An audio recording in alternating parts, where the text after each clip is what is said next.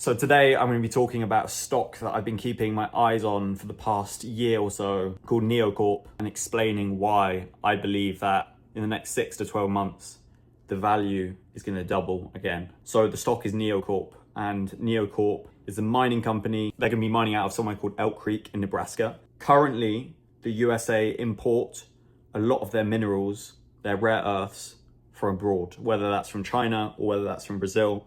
And niocorp are aiming to produce certain minerals that I'm going to talk about in-house in America. And yeah, there's three main reasons why I think they're going to go up to the value that I think they're going to go up to. So the first reason is obviously the value of the minerals that they're going to go for. So the main ones are niobium and scandium. So niobium is a microalloy that's used for building cars, infrastructure, aerospace, next generation batteries, loads of really cool uses, as well as being a critical part of quantum computing, right? So when quantum computing becomes a bigger industry, which obviously there was a huge increase in attention on the quantum computing industry in the last year, but I think obviously everyone says we're about 10 years away still from quantum computers being commercialized. However, when that happens, the demand for niobium is also going to go up. Currently, the US imports 100% of its niobium from Brazil. Even though that's not really a problem, Brazil are fine and on good terms with the US.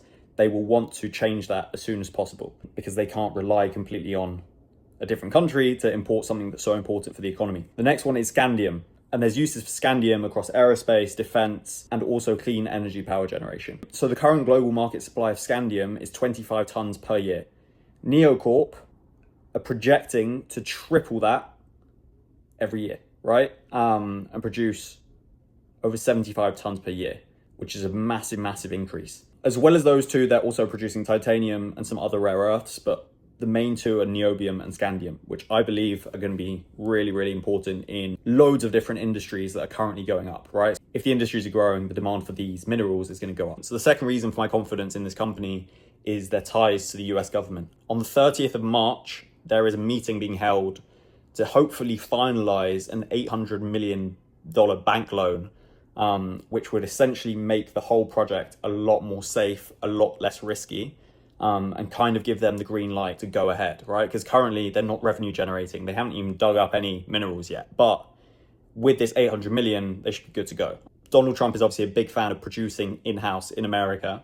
And I also think if Trump goes out in 2029 and the Democrats come in, I still think it's going to be the same case where they will still want to be producing these minerals in the US. So I think that support from the government is going to stay there. And the final point is that in 2027, the US military will be prohibited from using rare earths sourced from China. So that means that the big defense giants are going to have to source their minerals elsewhere, and where better than the US, right? Potential downsides of this stock is that they might not start successfully mining until 2028, 2029. But I still think there is room for increase in the stock between now and then because of all these factors, right? If the meeting goes well, great.